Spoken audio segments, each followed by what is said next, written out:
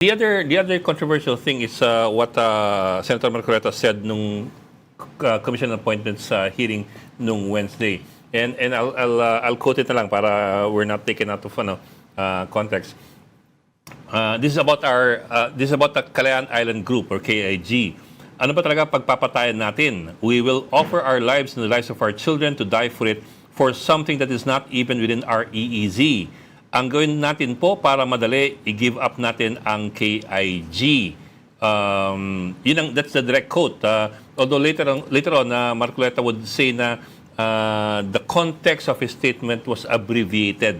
In other words, I suppose he's trying to say na he was taken out of context. But how do you respond to that, to that statement?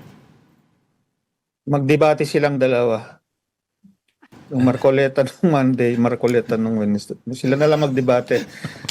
Sa akin, malinaw naman anong out of context doon. Sinabi niya, it's one complete sentence, kumbaga. There is a subject, there's a predicate.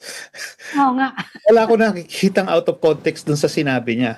No? Ang nakikita kong out of context is sinabi niya yon doon sa commission on appointments sa hearing. Mm-hmm. Yun ang wala sa lugar. Mm-hmm. Pero kasalanan na niya yon, no? Pero malinaw, parang ang implication niya, komo yung malayo yung lugar, hindi dapat natin panindigan at ipaglaban, no? At komo yung lugar ay nasa labas daw ng EEZ, ipamigay na, parang yun nga, i-give up na lang natin. Walang connection yun no? Yung ating interest dun sa isla, yung karapatan at soberenya natin dun sa isla ay dahil nandun tayo. Hindi dahil nasa loob siya ng EEZ. No? Walang relasyon yun. Kaya hindi yun valid reason. Kaya yun nga, nagugulat din at medyo yun nga, naiinis din ako na anong klaseng dahilan yan? No?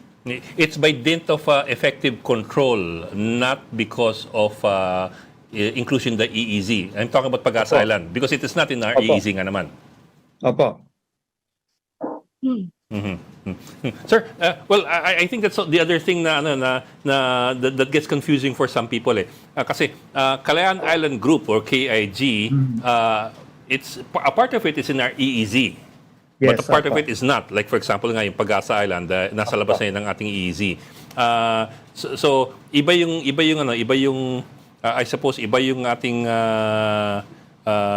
ang ating claim for certain areas for different reasons. Like for example, Pag-asa because of effective control since 1971. The others because they're in our EEZ, I suppose, or because we also have effective control. Hindi po.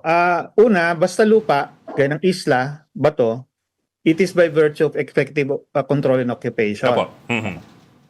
Preceded by whatever, history, etc. Basta, ang importante, we have been exercising sovereignty, full and effective sovereignty over that area, yung land area na yon, for a long time. Yun ang evidence mo that this place is under your sovereignty. No, that you can exercise all the rights of a sovereign over that area. The fact na ginawa natin siyang munisipyo, no? At may mga taong nakatira doon, mga civilian, yan ay pruweba na under our effective sovereignty talaga yung area na yan. Iba yan doon sa karapatan natin sa katubigan sa paligid niya.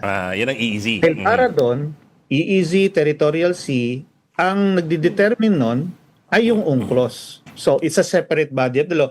It's the law of the sea. Yes, sir. Hindi law of the land. Law of the sea. Magkahiwalay talaga yan.